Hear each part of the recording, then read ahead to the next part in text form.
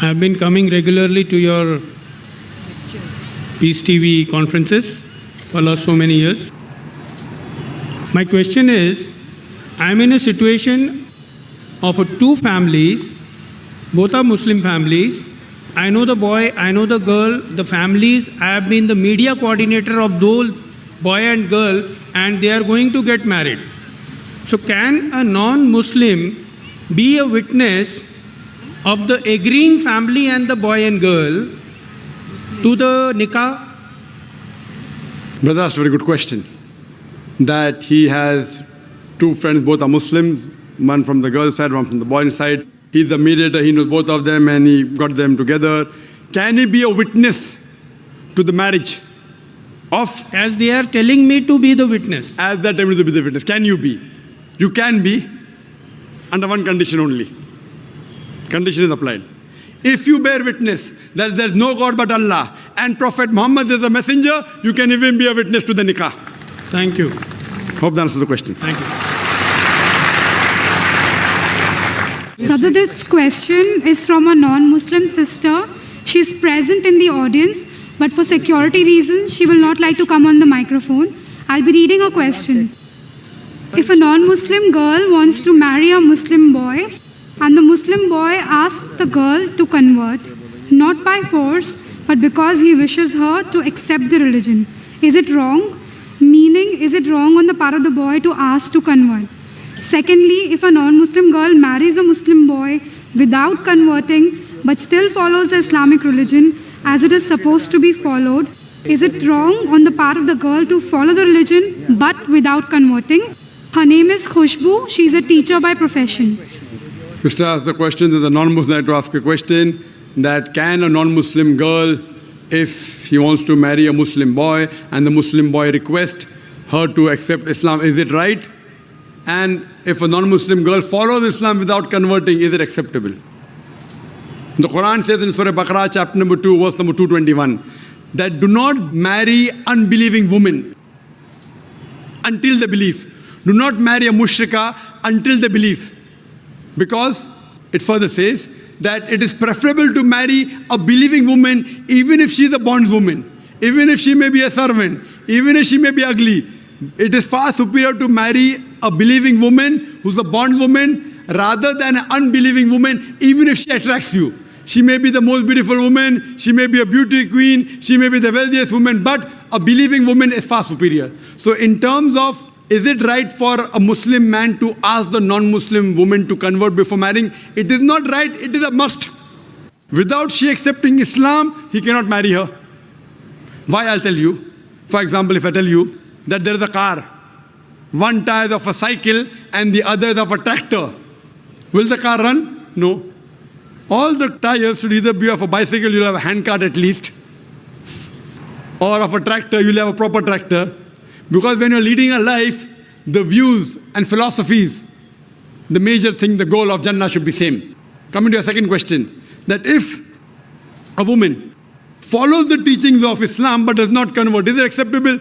See, for conversion, you don't have to publicly announce. You don't have to come on the microphone and say, I bear witness that there's no God but Allah. It's not a must. If you feel your life is in danger, if you say within your heart and tell it to Almighty God, you don't even require any witness. It's between you and Allah. So there is no particular ceremony that is required. But proclaiming is preferable so that the people in the world don't misunderstand you. But if you feel your life is in danger, if you proclaim to Allah only and keep it in your heart and follow, alhamdulillah. Following is more important than proclaiming. It is preferable for the lady not to mention but yet follow Islam than to mention she has converted and not follow Islam. Have you heard my answer? It is preferable for a non-Muslim woman to practice Islam without proclaiming rather than proclaim and not practice Islam. Practicing is more important than proclaiming. It's between her and Allah. So the moment she starts practicing Islam, it's understood. When she offers salah, she agrees there is one Allah and Prophet Muhammad is the messenger. The moment you say Aqama, it is in that Aqama you believe that there is no God but Allah and Prophet Muhammad is the messenger. Finish. So if she starts practicing, she doesn't have to proclaim also.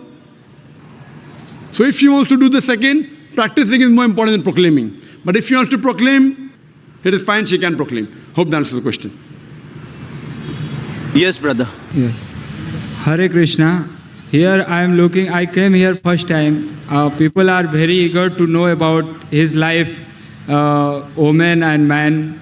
But this discussion, you think this discussion will really solve our real problem of life, birth, age, old and disease and death that we are suffering from birth, old age, death and disease. That will this problem will solve in our life to married with some nice woman or wealthy woman or good relationship with a woman. Brother, the question we have come here to discuss about men and women's rights, marriage. Will it solve a problem of diseases? Some problem it will solve. If you marry a woman, you have less chance of having the real STD. problem of life is... Brother, you asked the question, let me give the reply. You asked the question, we are discussing here about men and women and life and marrying. Will it solve the problem of diseases, etc.? Brother, are you listening to me? You're looking and listening here. Very good. So it will solve some of your problem of disease. If you marry a woman you like, inshallah you won't go outside. So less chance of having STD, sexually transmitted diseases, less chance of having AIDS. So if you marry correctly, it will solve some of your problems of disease, not all. Fine. But this session is talking about women's rights. So we have different lectures and different sessions talking about different solutions for humanity. Today is the solution for the women's rights. You come from my last lecture, purpose of life. That will get you a real solution to life. So I've kept that in waiting. Final round. The best is always last, correct? This is my first talk. Then I'm going to come on Friday again. Give a talk on Al-Quran, should have the understanding. Then Saturday, open question answer session. Last day, final, purpose of our life. If you come for that, inshallah, most of your questions of life will be answered. Hope that answers the question. Okay, Hare Krishna. Any non-Muslim lady? But we have a reverse sister. So if the chairperson permits, could we allow her? Okay, we'd allow that. Assalamu alaikum. My name is Miriam Sharif. I am from Ireland and a physical therapist by profession. Alhamdulillah, I got a chance to accept Islam. But my question is, my father never got the chance, and shirk is the biggest sin. And I want to know if there is a specific dua or something I can read on his name so that his sin will be forgiven. Sister asked the question that alhamdulillah, she has accepted Islam. And she says that unfortunately, her father, he died as a mushrik. So can I read any dua, anything in his name so that sin can be forgiven? Sister, the Quran says in Surah Nisa chapter number 4 verse number 48, Surah Nisa chapter number 4 verse number 116, that if Allah pleases, He may forgive any sin. But the sin of shirk, He will never forgive. Because a person who has done shirk has committed the most heinous sin. So if the person is doing shirk and before he dies, if he repents, inshallah Allah will forgive. But if he dies as a mushrik, he is destined for hell. There is no other option. And this is also narrated in the Quran. When Ibrahim alayhi salam, Prophet Ibrahim, when he prays for his father, who was a mushrik, then a verse was revealed that when the person is alive, you can ask Allah to give hidayah to your parents, to your father, to your mother, to your brother. May Allah guide them to the straight path. But if they die as a mushrik, and if you know they died as a mushrik, you cannot pray for them. You can only pray that, oh my God, oh my Lord Allah, make from my offsprings Muslims who will submit their will to Allah. And this is the dua of Ibrahim alayhi salam. His father also was a mushrik. But he does a dua in Surah Ibrahim, chapter number 14, the last few verses. He prays that make my offsprings those who would submit their will to Allah, who will be Muslims. And we find that both his children, Ishmael alayhi salam and Ishaq alayhi salam, both of them became messengers of Allah subhanahu wa ta'ala. So what I request to you, sister, you make a dua to Allah subhanahu wa ta'ala that may your offsprings be the ones who will submit their will to Allah and be on the straight path. Hope that answers the question. Jazakallah. Yes, brother. Assalamu alaikum wa rahmatullahi wa barakatuh. My name is Talha Nusrat and I'm a student. Before starting, sir, first of all, I would like to thank you because... Are there any other non-Muslims?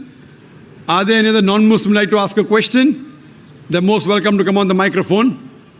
Any non-Muslim like to ask a question, whether from the gents or from the sisters?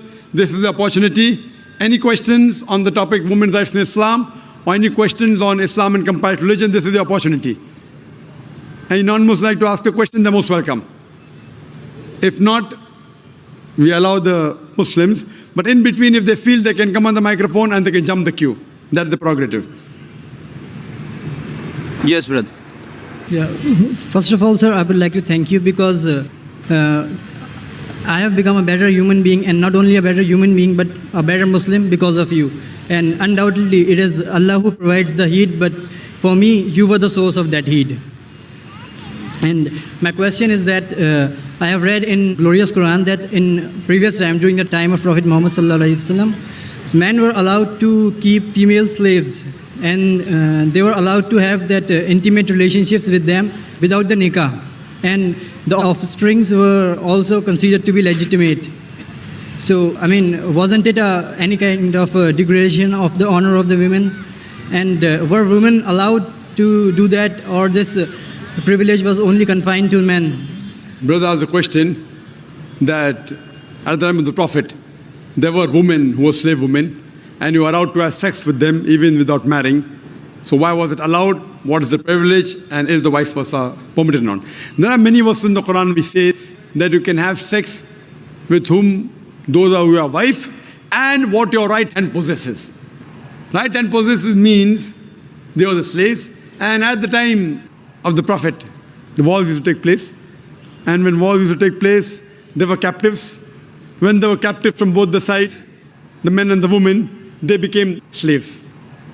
Though if you analyze, there are verses in the Quran, which also says in Surah Nisa, chapter number 4, verse number 25, if you do not have the means to get married, then marry a slave woman and give her freedom in mahr. That if you don't have the means to get married. So marry a slave woman and give her freedom as mahr. So here it's encouraging that... Although the slavery has been abolished... Brother, you asked a question. Your question is over. It is correlated actually. You cannot correlate. You have to go behind the queue to correlate. You asked the question, we heard your question, it was long. If we start correlating always, non-Muslims are allowed. Muslims, they can go behind the queue, no problem. If we start correlating, we'll be able to handle very few questions. For non-Muslims, I'm a bit more lenient. So now the thing is that, so it's preferable to marry. Vice versa, it's not possible. It is only for the female women slaves that the man can have sex. The Quran doesn't say the vice versa. And this again, if you analyze, that if you see, at that time promiscuity was very common. Promiscuity and having sex outside the bond very common. So Islam has brought it in stages. Like as alcohol was very common, the first verse of the Quran of Surah Baqarah chapter 2 verse number 219 says that in alcohol there is profit and loss. Loss is more than profit. The next verse was revealed in Surah Nisa chapter 4 verse 43 that do not pray with your mind befogged. Means when you're praying, don't have intoxicants. Finally the ban came in Surah Ma'idah chapter 5 verse number 90 that alcohol is banned. So here, first Almighty God, Allah subhanahu wa ta'ala prohibits any other sex. Only two people allowed. Your wives and that which your right hand possesses. Now in this age, we don't have, any wars. It may take place. People say that the Quran talks about slavery, is it justified? I said, yes, why not? You know why? Because today we know that internationally slavery has been banned. But do you know what's happening in Guantanamo Bay? Do you know the laws of UN resolution? How they treat the prisoners of war? If you compare that with the Islamic law is far superior to what's happening in Guantanamo Bay. And after a few days, we have a speaker coming by the name of James E. He's a Chinese. And he was put in Guantanamo Bay. He will give you a story. so do attend that talk. So if you see what is done in Guantanamo Bay, and the way the prisoners of war are ill-treated, they're imprisoned. In the Islamic law, the slave is free to move around. Imagine, prisoner of war, but free to move around. Great. Major thing, you're giving them a place to walk. They can go to the market, they cannot run away. But if they run, what are you going to do? You'll have to catch up with them. But imagine a prisoner of war is not chained. In the normal prisoner of war, you have prison camps with electric wires, they can't go out. All sorts of nonsense goes there, All sorts of sexual abuse goes there. Do you know that? What nonsense goes? So the Islamic law, even if I agree, how they treat the slave is far superior than the UN Charter. Far superior than Guantanamo Bay. But in Islam, Islam disagrees with having sex outside the marital bonds. So just as a restriction, it was permitted that time, what your right hand possesses. But preferable is, as it goes further, that give their freedom in mahr and have sex with them, that's preferable. Hope that answers the question. Thank you, sir. Yes, brother. My name is Anand. By profession, I am an interior designer. I want to ask, can a Muslim girl marry a non-Muslim boy? The brother asked the question that can a Muslim girl marry a non-Muslim boy? As I said that a Muslim boy cannot marry a non-Muslim girl until she believes, the same verse I quoted, Surah Baqarah chapter 2 verse number 221 says, do not marry a non-believing woman until she believes. A believing woman who's a bondswoman is far superior to a non-believing woman even if she allows you. The same verse continues, do not marry a non-believing man, a mushrik man, until he believes. A believing man, even if he's a slave man, a bondsman, is far superior to a mushrik man, an unbelieving man, even if he allows you. He may be the most handsome man in the world, he may be the wealthiest man in the world, but a believing man is far superior than an unbelieving man. So even the vice versa is the same, that a Muslim woman cannot marry a non-Muslim man until he believes. Once he accepts Islam, then very well she can marry him. The same example of a car, that all the four tires should be same, one of a bicycle and the other of a truck, it will not work. Because the life partners, if you really love your wife, you would want her to go to Jannah. If the Muslim woman loves the husband, she would want the husband to go to Jannah. This life is temporary. So imagine you marry someone and you know that spouse is going to go to hell. So what's the use? So first you get confirmation that he becomes a Muslim, he agrees there's one God and the final messenger is Prophet Muhammad, then there are chances that both will have the best of this world and the hereafter. Hope that answers the question. Anyone on the sister's mic? Yes, brother. Hello, good evening, sir. I'm Sadia Akram. I'm a first-year student of Business Management Studies. My question is that you said that Muslim girls are prohibited the professions of acting, modeling, and dancing. Does the same apply for men, Muslim men? The sister asked the question that I said that profession which exhibit the body, like dancing, like modeling, film acting, is it prohibited for men also? In these cases of film acting, modeling, if it goes against the Qur'an and Sharia, it is prohibited. For example, a Muslim man, models for some suit. As long as there's nothing haram in that ad, it's permitted. If something haram, if he models for black dog, whiskey, or champagne or alcohol, it's haram. Similarly, if he's acting, if in acting he's showing that he's a non-Muslim, doing idol worship, it is haram. Many of the Muslim actors, they behave like non-Muslim and they do shirk. Haram. Let him be anyone. Let him be the best actor in the world. His acting will take him to Jahannam. His acting will take him to Jahannam. But he's acting and doing a good role, not running after women, running around trees. If all this nonsense is the hijab is broken, it's haram. Otherwise, simple thing, without any haram activity, not breaking the hijab, following the Quran and Sunnah, making films which are Islamic, which will get a person closer towards Jannah, closer towards Allah subhanahu wa ta'ala, it's perfectly fine. So as long as what they are doing, acting and modeling, if it comes within the purview of the Islamic Sharia, it's permitted, otherwise it's haram. Hope that answers the question. Thank you, sir.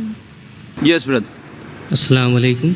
My question is, now the age of combined study, so is it permitted to study in field of medical?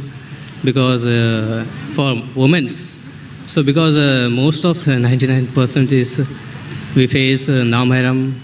Brother has a question that is co-education permitted, especially in medical colleges, correct? If a woman wants to become a doctor and there is no single-sex medical college, is it permitted? If the cause is there, the Islamic Sharia says, let a small loss take place to prevent a big loss.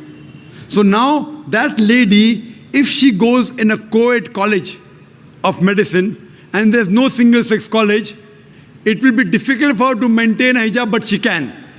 She can, not that she can't. She'll have to maintain a hijab. In medical colleges, the atmosphere is the worst. I've been to a medical college. MashaAllah, Allah saved me.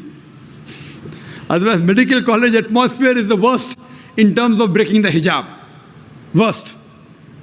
And it's only Allah subhanahu wa ta'ala, MashaAllah, who can save you. Otherwise, the medical colleges, the girls and the boys, they have groups, they have to examine the patient, they stay overnight. It's very dangerous.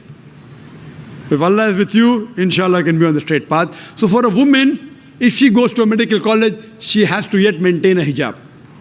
And in the college that I was, there were Muslim women who maintained it. Not all of them, but there were one or two who maintained the hijab.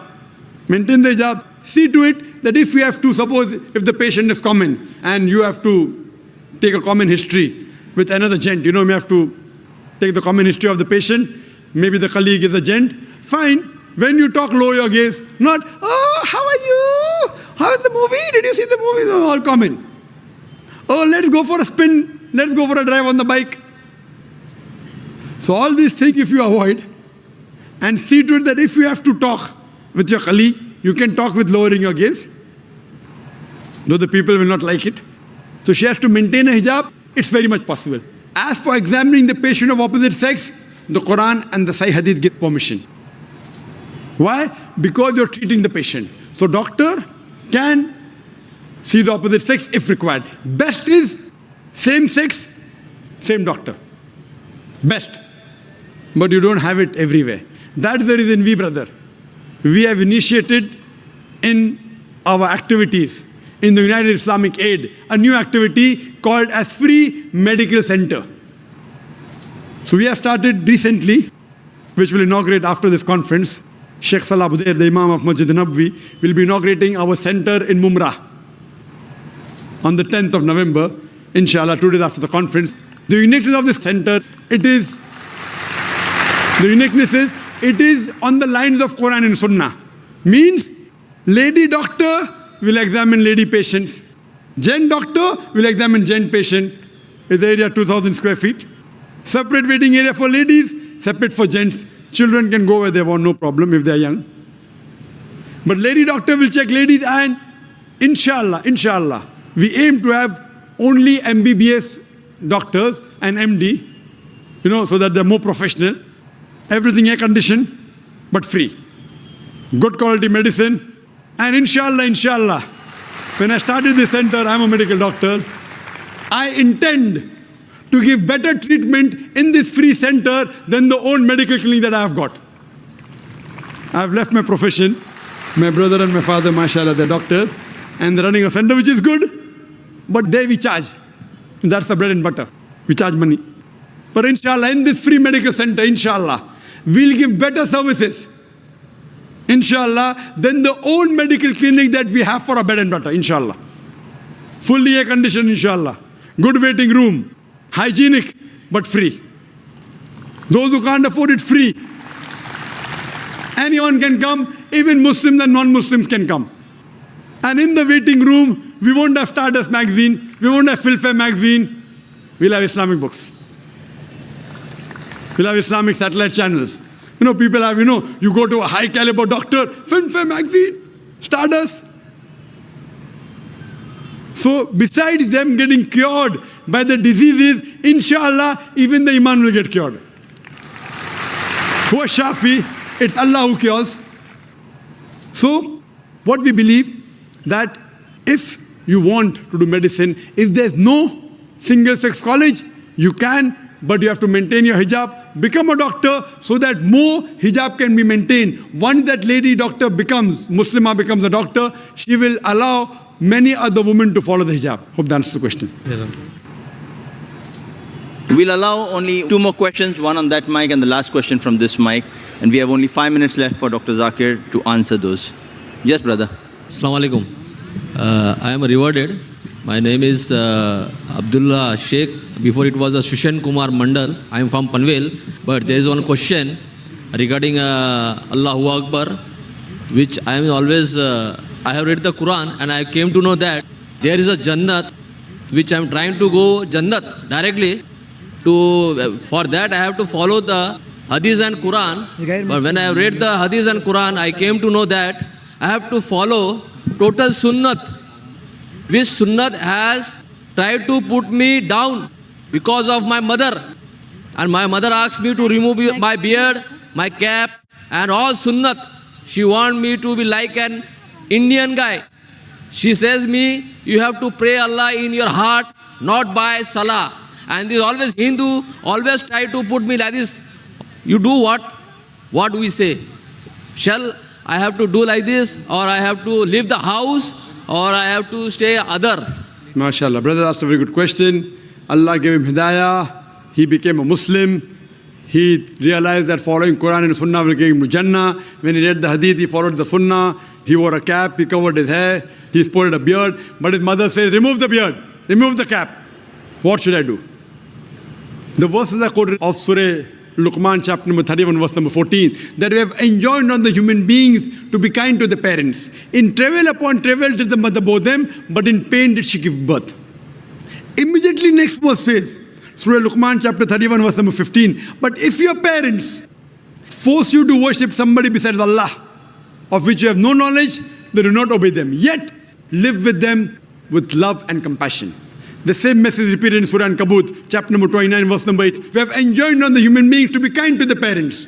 But if the parents force them to do something, worship someone besides Allah, of whom they have no knowledge, then don't obey them, but yet live with them with love and compassion. What we realize from Quran and say Hadith, that you have to love your parents, you have to respect them, you have to obey them. But if they tell you something against Allah and His Messenger, that's the only time you can disobey them. But yet love them.